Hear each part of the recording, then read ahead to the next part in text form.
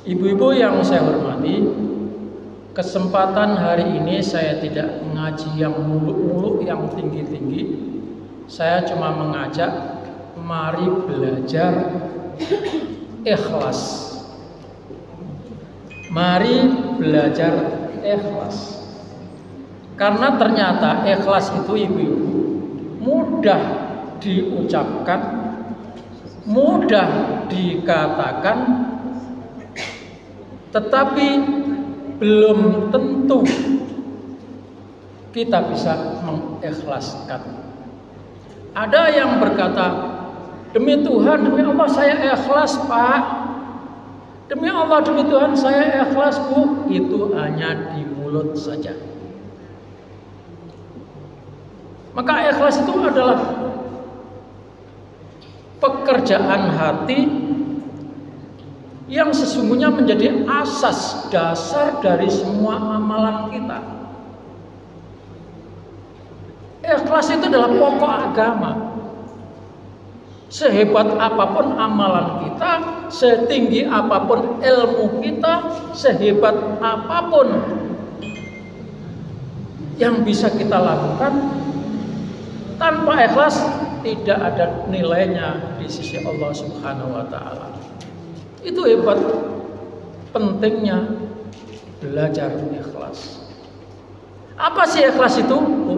Ternyata masing-masing ulama-ulama itu berbeda-beda mendefinisikan ikhlas. Malah Rasulullah sendiri juga belum tahu ikhlas waktu itu. Bayangin saja. Jadi ikhlas itu antara kita dengan Allah. Suatu ketika Rasul ditanya oleh sahabat, ya Rasul, kita selalu diperintahkan ikhlas, ikhlas, ikhlas, ikhlas. Apa sih ikhlas itu?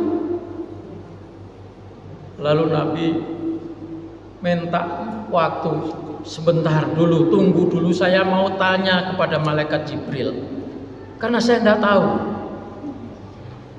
Maka bertanya Nabi kepada Jibril, Jibril, apa ikhlas itu? Jibril pun berkata, menjawab, nanti dulu Muhammad, saya mau tanya dulu kepada Allah, apa itu ikhlas? Sehingga pada akhirnya Jibril menghadap Allah dan bertanya, ya Allah,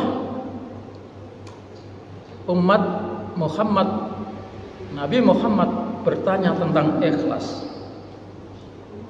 Apa sih ikhlas itu? Allah menjawab, al-ikhlasu sirrun min asrori.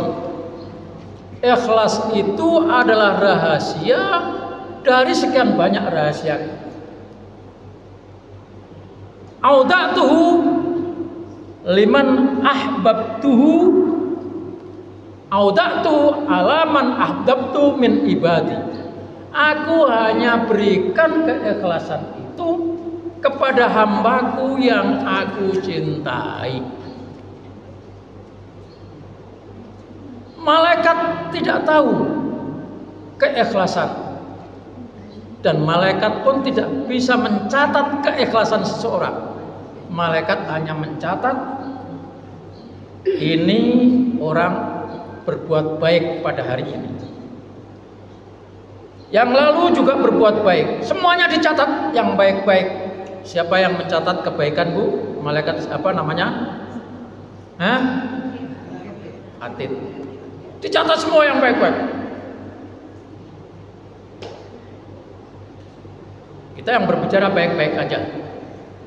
Yang atid mudah-mudahan mencatat juga belum tentu yang dicatat atid itu semuanya salah, yang buruk-buruk. Kan gitu. Kenapa? Karena rahasianya ada pada keikhlasan. Sehingga kata Allah, tidak ada yang tahu rahasia keikhlasan itu kecuali aku. Sampai malaikat pun nggak tahu, iblis apalagi nggak tahu tentang keikhlasan. Itu keikhlasan. Maka ibu-ibu yang saya hormati, keikhlasan itu harus kita pelajari, harus kita biasakan, kita latih supaya kita menjadi orang ikhlas. Maka ulama membagi keikhlasan itu ada 3 tingkatan keikhlasan hamba-hamba Allah. Yang pertama adalah tingkatan keikhlasannya orang umum seperti kita-kita ini. Ikhlas, saya ikhlas Pak. Jadi meskipun meskipun kita menyatakan istilah melakukan sesuatu dengan pamrih, itu juga disebut ikhlas. Maka dalam tingkatan ini, keikhlasan orang awam itu adalah dia menyatakan ikhlas tapi masih meminta balasan. Menyatakan ikhlas tapi meminta balasan. Balasannya untuk sekarang ini, dunia. Ibu-ibu, ketika Ramadan kita dimotivasi, diiming-imingi pahala melalui hadis Rasulullah SAW. Siapa yang melakukan kebaikan akan dibalas kebaikannya itu di dunia dan akhirat. Tetapi keikhlasan tingkat umum ini adalah orang yang beramal, berbuat, tetapi minta balasan kalau bisa segera ini. Sama seperti kita memberikan sesuatu kepada tetangga kita, kepada teman kita, sahabat kita. Nih, tolong kirimin kue ini kepada teman saya yang di ujung sana. Kirim. Tetapi dalam hatinya dia berharap nanti kalau nggak besok, kalau nggak sekarang, pas mulanginya, piringnya, pancinya, insya Allah ada isinya. Masih harapan itu. Masih mengharap. Jadi balasan sesegera mungkin di dunia ini.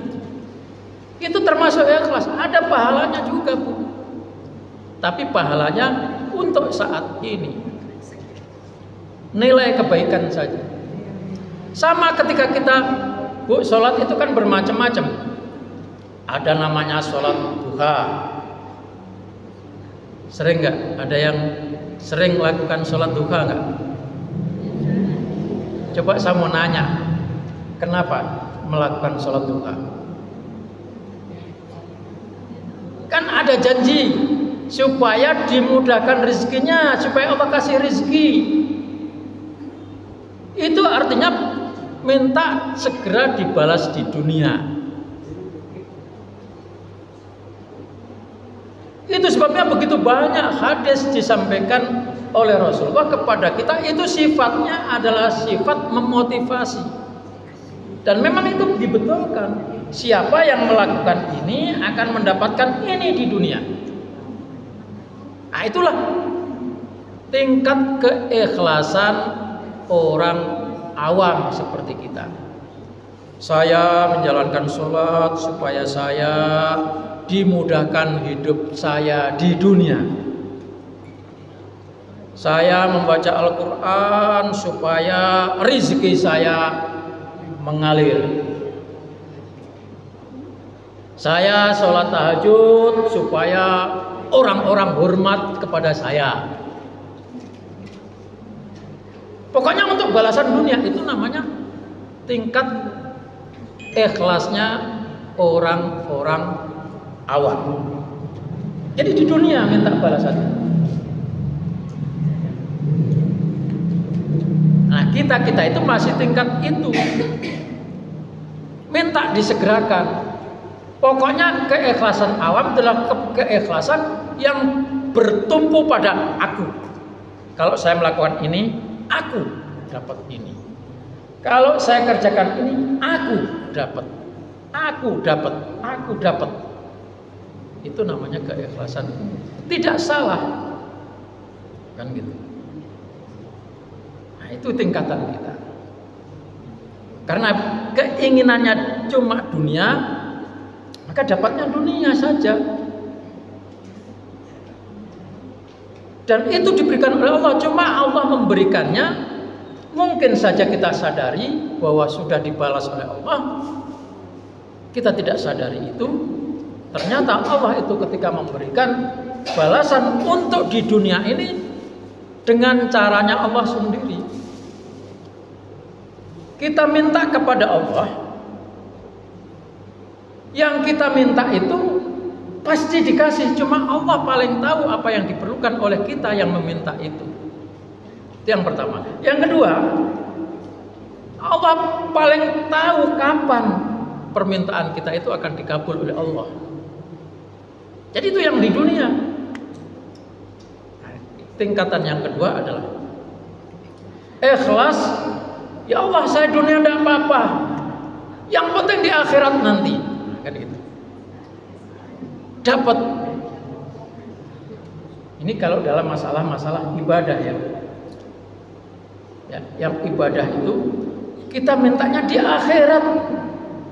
Sekarang saya insya Allah, selagi engkau kasih kesehatan, kasih kesempatan, tentu berharap engkau berikan sesuatu. Tapi untuk soal dunia saya nggak mikirin itu, ya Allah, akhirat yang penting.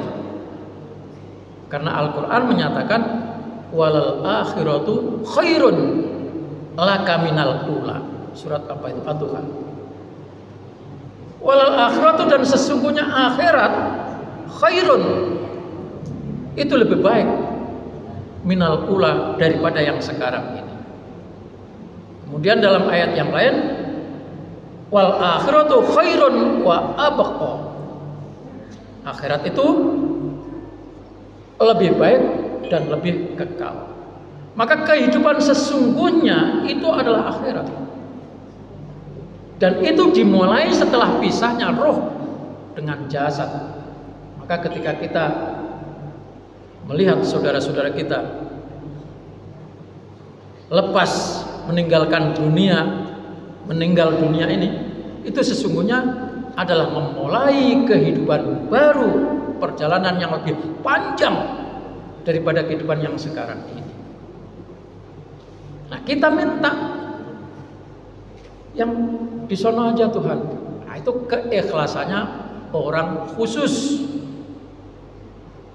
tingkatan khusus.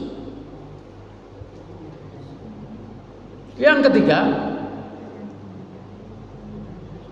tidak melakukan sesuatu, tidak minta dunia, tidak juga minta akhirat. Soal dunia, soal akhirat sudah ditanggung oleh Allah. Allah yang menjamin. Apa yang diminta? Ya Allah, saya cuma minta ridhamu, dan saya cuma minta cintamu. Ya Allah, saya berbuat, saya beramal, tidak minta ya Allah balasan seperti yang diinginkan oleh nafsu saya, tapi saya hanya minta Engkau ridhoi kehidupan kami dan Engkau menyintai kami. Nah, ini tingkatan kita mestinya ke sana. Kenapa? Karena kalau Allah sudah ridho, Allah sudah cinta, kita tidak perlu mikirin lagi. Itu sudah dijamin oleh Allah Subhanahu wa ta'ala. Maka Rabi' al-Adawiyah yang sudah sangat tinggi cintanya kepada Allah dan berharap dicintai Allah, ketika berdoa, ya Allah, kami tahu kalau surga itu adalah tempat yang indah yang Engkau janjikan, yang diberitakan oleh Al-Quran dan Al-Hadis. Tetapi ya Allah, kalau saya beramal, beribadah, berbuat ini hanya demi masuk surga, maka tutup surga bagi aku ya Allah. Masukkan saja saya ke neraka. Asal engkau ridho dan engkau menyintai aku. Lah bagaimana Allah sudah ridho, Allah sudah cinta, masa iya memasukkan ke neraka? Kan tidak mungkin, mustahil. Kalau tahu umpamanya masuk neraka karena Allah sudah ridho, Allah sudah cinta, ya pasti di neraka itu akan mendapatkan tempat yang dilindungi oleh Allah. Karena Allah itu sudah ridho, sudah cinta. Orang kalau sudah cinta, orang kalau sudah menyayangi seseorang, kemana orang itu bermasalah seperti apa, pasti akan dibela. Kalau cinta, ibu-ibu, ini banyak kasus. Kalau ada seorang ibu cinta kepada anaknya, tahu anaknya itu mabuk, tahu anak itu narkoba, tahu anak itu jadi tidak benar. Saat ditangkap polisi, proses masih di kepolisian. Biasanya di kepolisian itu kan ada negosiasi. Ada nggak, Bu? Ibu, ini anak ibu akan kena pasal hukumannya 10 tahun. Bagian yang memeriksa itu. Terus ibu yang diomongin kayak tadi, apa reaksinya? Jangan, Pak. Nah, bagaimana? Bagaimana supaya nggak masuk? Saya nego, Pak. Bagaimana kalau saya tawar sekian? Tawar sekian. Akhirnya deal.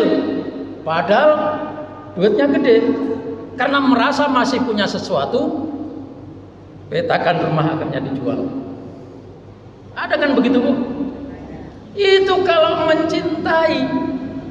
Jadi orang yang dicintai itu pasti akan dibela. Gitu. Apalagi kita orang-orang baik yang sudah dicintai oleh Allah, dibela. Maka Rabi'ah al-Adawiyah, kalau saya minta demi surga, ya Allah, mendingan saya masukkan saja ke neraka. Tetapi yang penting Engkau Allah memberikan perlindungan. Kan Engkau cintai aku ya Allah. Nah, itu tingkatannya orang ikhlas yang hanya hubban wa syauqan wa syukran, beribadah sebagai tanda syukur kepada Allah, sebagai tanda cinta kepada Allah, ingin mendapatkan ridha Allah Subhanahu wa taala.